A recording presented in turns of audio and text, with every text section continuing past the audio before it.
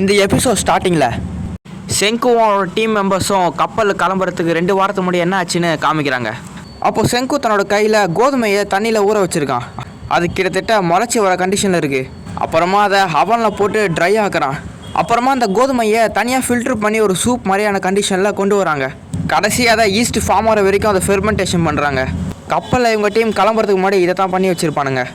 அப்புறமா அதை 2 வாரம் கழித்து பார்த்தா அது ட்ரிங்க்ஸாக மாறி போயிருக்கு. அதுக்கு அடுத்த சீனில் செங்கு பேரியம் கார்பனேட்டையும் அது மட்டும் இல்லாமல் சல்ஃபர் ஆசிடையும் வச்சு ஒரு கம் சிரப்பை ரெடி பண்ணுறான். ஆனால் இது pH லெவலில் தாண்டி போச்சுன்னா இதுவே ஒரு பாய்சனாக மாறிடும். அதுக்கப்புறமா மில்கை ஒரு வாமான வாட்டர் நடுப்பில் வைக்கிறாங்க.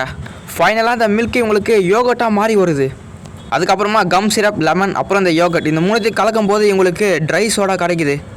இதையெல்லாம் யூஸ் பண்ணி இவங்க என்ன பண்ணுறாங்கன்னா காக்டெயிலை ரெடி பண்ணுறாங்க. அதுக்கு அடுத்த சீனில் மாட்சுகே காமிக்கிறாங்க. மாட்சுகே தன்னோட பாஸுக்கு என்ன ஆச்சுன்ற கதையை சொல்ல ஆரம்பிக்கிறான்.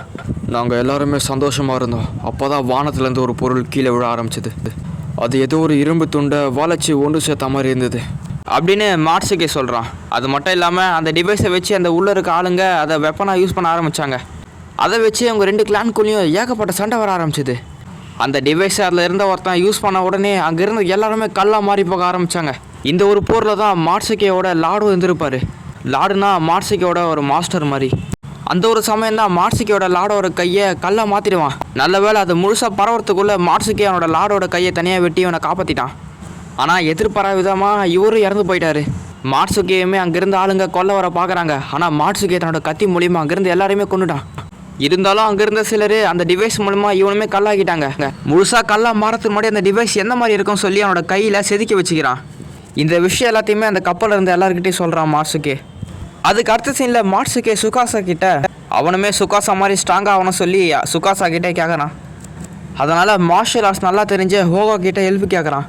யோகா என்ன சொல்கிறான்னா, நான் மாட்சுகேக்கு ட்ரைனிங் கொடுக்குறேன், ஆனால் அதுக்கு ஒரு முன்னாடி ஒரு கண்டிஷன் ஒன்று இருக்குது அப்படின்னு சொல்கிறான்.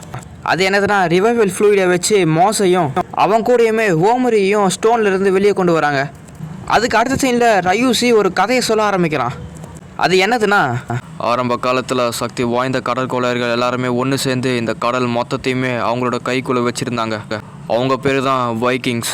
கொலம்பஸ் அமெரிக்காவை கண்டுபிடிக்கிறதுக்கு 500 வருஷத்துக்கு முன்னாடியே இவங்க முதல் முறையாக அமெரிக்காவை கண்டுபிடிச்சாங்க. அவங்கெல்லாம் வானம் இருட்டாக இருக்கும்போது சன்ஸ்டோனுன்ற ஒன்றை யூஸ் பண்ணி அந்த எவ்வளோ பெரிய மேகமாக இருந்தாலும் அதை கலைச்சி சூரியனை வெளிக்கொண்டு வருவாங்க. அப்போது செங்கு என்ன சொல்கிறான்னா, சன்ஸ்டோனா அதெல்லாம் ஒன்றுமே இல்லை, இப்போ நம்மக்கிட்ட தான் ஜிபிஎஸ் இருக்கே அப்படின்னு சொல்கிறான். என்னென்னு அடுத்த சீனில் பார்த்தா இவங்க இருந்த மெயின்லேண்டில் ஒரு பெரிய டவர் ஒன்று இருக்குது. அதுக்குள்ளே நிறைய டைம் காட்டுற அவர் கிளாஸஸ் ஏகப்படுத்து இருக்குது. அங்கே இருக்க அவர் கிளாஸஸில் இருக்கிற டைமை ரியூரி இங்கேருந்தே போட்டில் இருக்கிறவங்களுக்கு கம்யூனிகேட் பண்ண ஆரம்பிக்கிறா. அந்த சிக்னல் போட்டில் இருக்கிறவங்களுக்கு வந்த உடனே இங்கே இருக்கிறவங்க அதை மார்க் பண்ணி வச்சுப்பாங்க. அப்புறம் சன் எந்த டேரக்ஷனில் இருக்குது, எந்த பொசிஷனில் இருக்குது வச்சு இவங்க எந்த இடத்துல இருக்காங்கன்னு கரெக்டாக இவங்களால கண்டுபிடிக்க முடியும். அதை தான் செங்கு ஜிபிஎஸ்ன்னு சொல்லியிருப்பான். ஆனால் அடுத்த சைட்லேயே பயங்கரமான புயல் மழை வந்துருச்சு.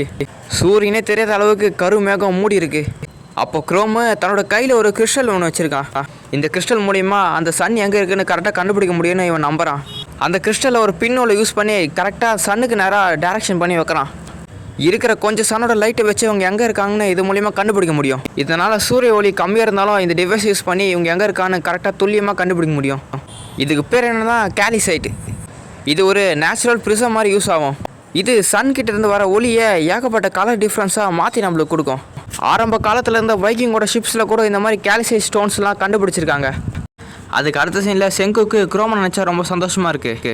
ஏன்னா இவனுக்கு அடுத்து குரோம் தான் அடுத்த சயின்டிஸ்ட்டாக வந்து இவங்க வழி நடத்த போகிறான்னு ஒரு சந்தோஷம் இவனுக்கு.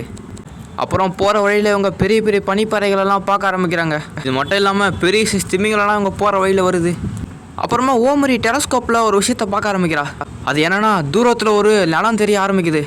அந்த நிலம் ரொம்பவுமே பெருசாக இருக்குது. இந்த விஷயம் தெரிஞ்சவொன்னே எல்லாருமே வெளியே வந்து ரொம்ப கத்த ஆரம்பிக்கிறாங்க. ஏன்னா இவங்க கிட்டத்தட்ட அமெரிக்கா வந்து சேர்ந்துட்டாங்க.